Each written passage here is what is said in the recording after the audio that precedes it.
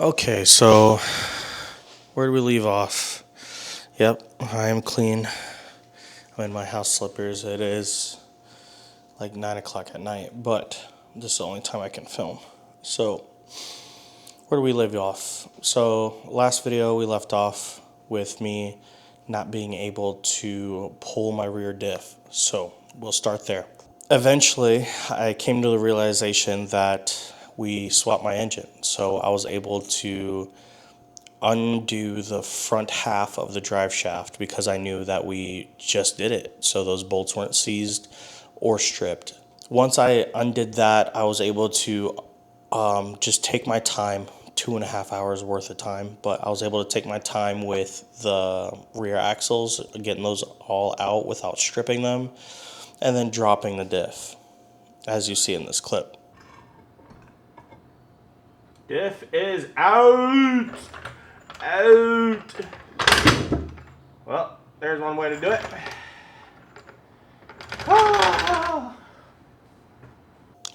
So now that the diff is out, I know that, okay, at least I'll be able to make some progress while I figure out what's going on with that rear caliper bracket bolt on the driver's side. So in the meantime, I brought the diff to my job. I took it apart. I used one of those like hammer impact hand things, like like you put a socket on it or a bit on it, and then you whack it, and every time you hit it, it rotates just a little bit, just a little bit.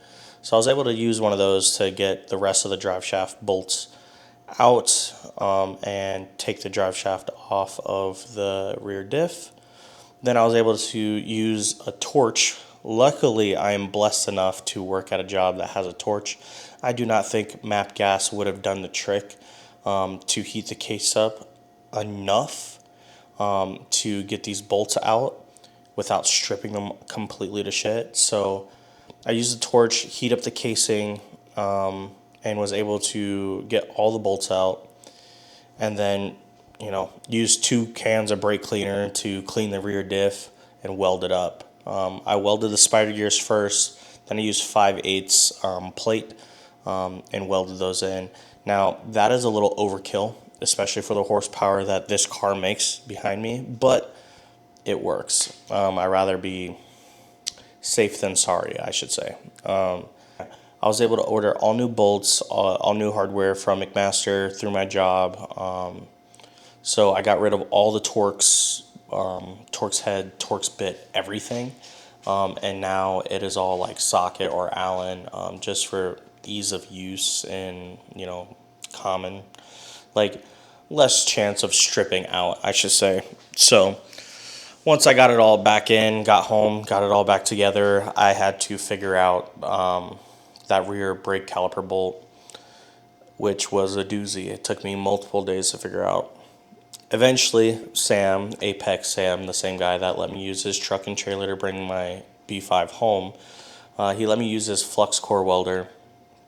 It worked out perfect because it does run off a 120, which is like a normal outlet. Got that over, welded a nut on it, used a breaker bar to break it loose because I didn't really trust the weld with an impact. It's kind of a tight area to get in there anyways.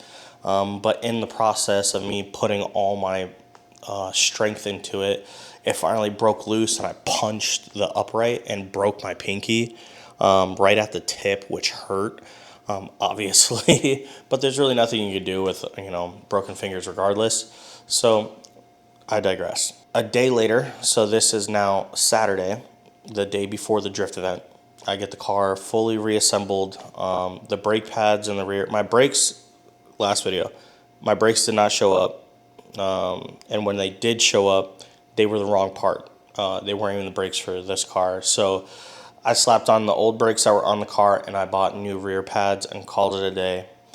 And then from there, got the car on the ground. Billy Tricks came over to help just get everything reassembled. That light turned off. But we'll just continue since it's whatever. It's too late for me to go grab another light. Adds more drama to this shot. But Billy came over. We got the rear diff in, the axles bolted up. We got everything. The coilovers on. and then we dumped the car. So this was the first time we seen the car like off of jack stands, and it was dumped. The toe was a little far out, so like it was like this, like too far this, like this. I didn't really realize it looked goofy, but I didn't realize that it was like pretty far out until I went for like to roll it out of the garage, and it was like the whole way that it was like rolling out. And then when I went to go flip a U-turn, it literally just like the steering wheel just folded on itself. So I was like, all right, got it back up in the air, raised it up a little bit because it was touching right here on the fender. Raised it up a little bit, left the rear the way it was because it being dumped in the rear is sick. But yeah, there we go. Now you think we're caught up and, ready for a drift day. So I go, once Billy leaves, I go and, to the gas station. It's only about a mile away, not even, to go fill up. I go fill up, and when I go to turn the car back on, it doesn't work. No signs. There were no signs that my starter was like going out at all, right? So this was odd. So I tried the old like beat the starter while you're trying to crank it, see if it'll work, and nothing. Like not even a click. Like it just nothing, right? But I knew it had to be a starter related issue. So for almost an hour and a half, I asked about everybody that would come by, right, at the gas station. Luckily, it's a busy gas station. For about an hour and a half, I kept asking people. So I went through about 20, 25-ish people until I found the right guy. And now this guy did not care about his car whatsoever. And he was like, I'll just push you with his car. So he lined it up on my rear bumper. We barely kissed. And then he pushed me to bump start the car. At the end of the day, we got it started. No issues, no damage done to his car, no damage done to my car, not even a scratch. Not like I'd care because the car is it's 3 different colors right now. So besides the point, now my starter's dead. So luckily my driveway is on an incline a little bit. So I was able in the morning on Sunday to push it out and get it there to the track. Now this brings me to track day, my first drift day with the B5. So the first day with the B5 was sick. I got to the track. I brought tools, but I didn't need any of it at all. Luckily, Darren was there. He was able to help me set the car up. So we dialed in the toe just a little bit. Now I'm about 0.3 out on both sides. And then the tire pressure for my first couple of laps. So I am currently running a Century, all season tire. It's a 500 treadwear tire. So 28 pounds in the front and 85 pounds in the rear. And then once the tires heated up, got hot, I dropped the PSI back down to 85. And then that's kind of where I left it all day. This car has no sway bars whatsoever. RIP my phone. The car has no sway bars, so there's a lot of body roll, as you can see in the clips. Luckily, Billy was there. He got the first 5 laps that I took that day. And I'm going to be honest, they were hot garbage. They were ass. I'm figuring out the car, and I was too scared to really beat on the car until later on in the day because I threw this car together in less than a week. So I was, apprehension was there. But lo and behold, the car did the damn thing. That is what matters. It did the damn thing. And I'll play the clips here in order of my first lap to my last lap. I'll just play the full clips that he got. You can hear Billy cheering me on, which is dope to have the homies just rooting for you behind the camera as I transition from media guy to actually driving a car. So yeah, I'll let these clips play. I'd be lying if I said I wasn't somewhat nervous, but the stakes are pretty low. I'm going to stay away from the wall. There's a big open area in the middle that I'm able to test out the car and do a little bit of donuts and stuff and figure eights just to get a feel for the car. There are no sway bars. The rear rotted out, so I'm working on the front is also gone. So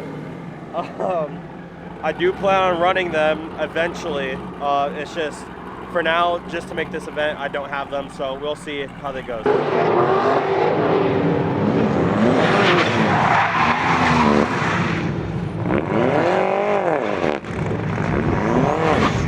You got this shit, brother.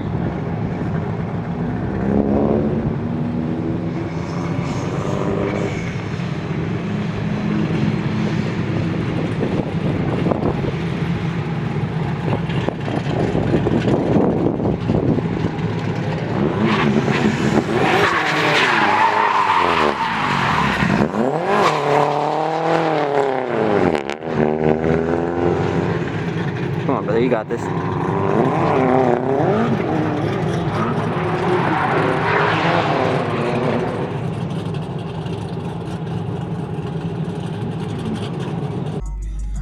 I didn't press record on the first lap, but the first lap was booty. I barely even slid at all.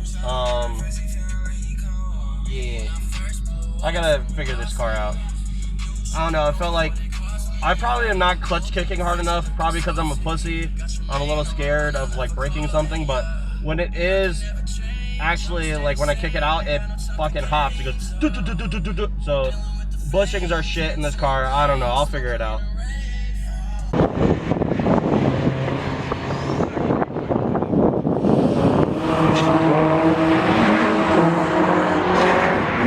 There you go.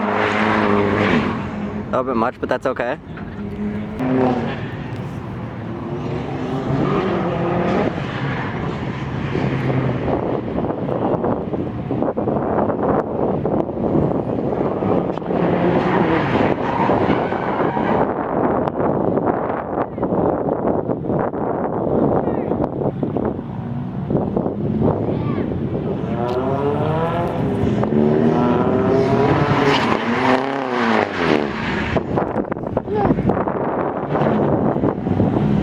Give it your best shot, buddy.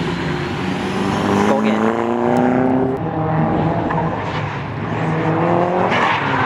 There you go. There you go. Hell yeah. Sorry, talking to everyone.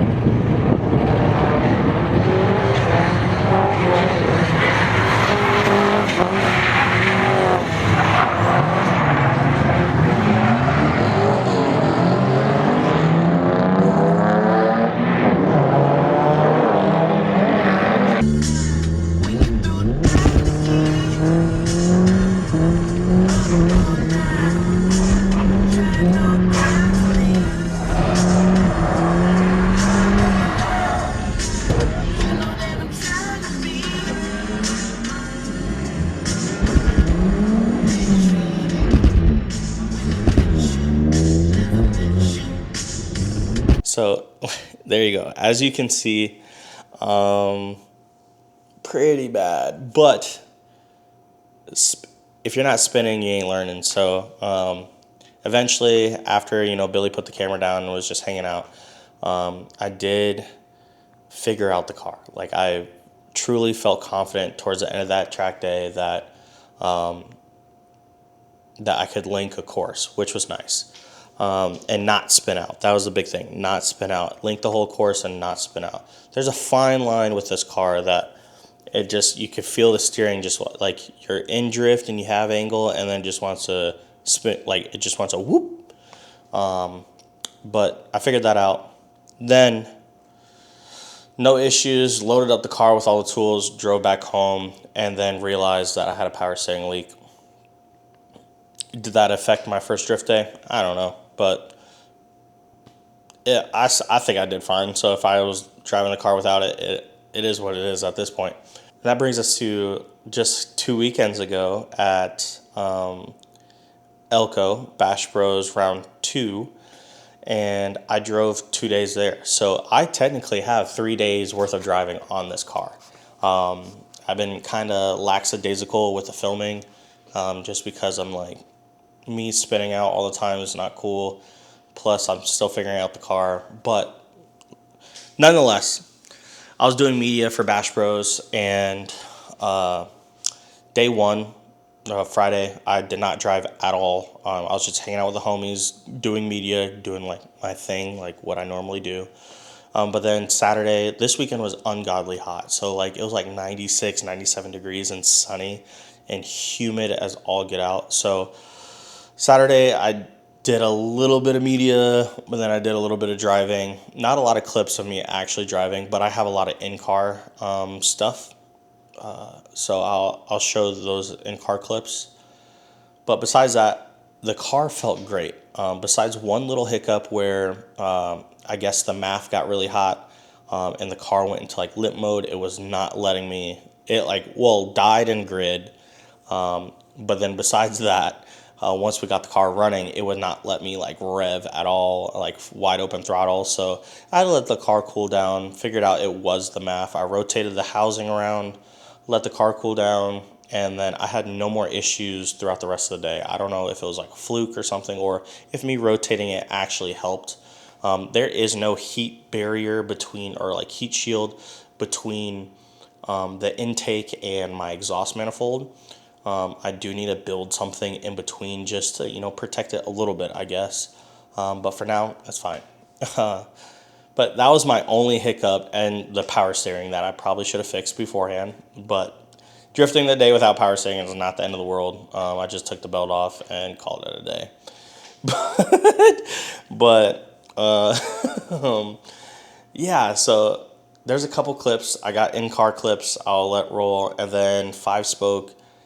Chris, he got media of me at night driving, so I'll let you see that there's a big improvement. Like the car was doing what I wanted it to do, and it was ripping. So I was having the time of my life. So yeah, I'll let those clips roll.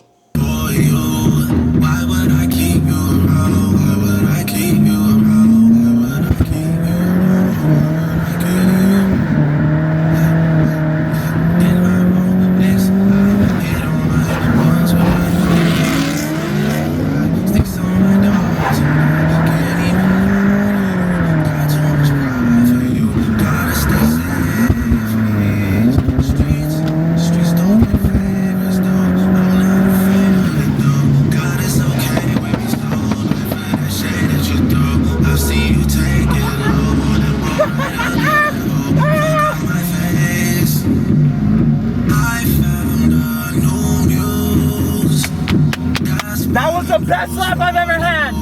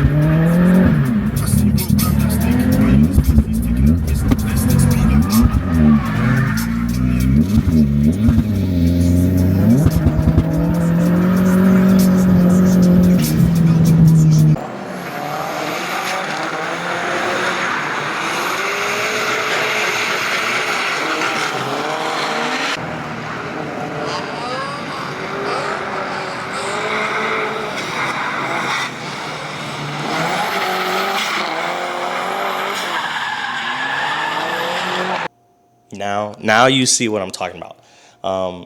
The car was great. Like I have no complaints. The body roll is kind of bad. It's getting bad now that I'm noticing it. Really, it buckles or rubs every time. Like if I have a passenger or if I hit even the smallest bump while the wheels turned, it like rubs the fenders pretty bad. And I'm not even that low in the front. I raised the front to not rub whatsoever, but the rear is dumped and it's not even an issue. So the future plan is rear sway bar and up the spring rates in the front and the back. I'm just on Raceland, so I don't even know what spring rates are at, but I plan on doing like a 12K in the front and like an 18K in the rear, and then having the rear sway bar, and hopefully that will kind of balance the car out and keep it from aggressively body rolling, and make it a little more stiff. That's really the only goal I have so far. But yeah, I do have a drift event in the next couple days, so I will do better at filming. I will do better at vlogging this event and going over like what is going on while it's going on. But for now, I'm gonna leave you guys. As you can see, I got the white door on. You can see in the corner, the very edge of this frame, you can see that I got a little body kit. I can't wait to show you guys what that is as I get this car ready for paint. But for now, we're just going to leave the video off where it's at. And then in the next video, which is probably going to be tomorrow, but not tomorrow for y'all, you will see me prepping for what will be like my, I would say, second event, maybe. It's Saturday night driving and then a Sunday fun day. So second, third event, will be my third time driving the car. How about that? I got new wheels, new tires, so that would be an interesting combo to feel what the car, how the car does on actually a whole different setup. So until next time, I'll see you guys. Peace.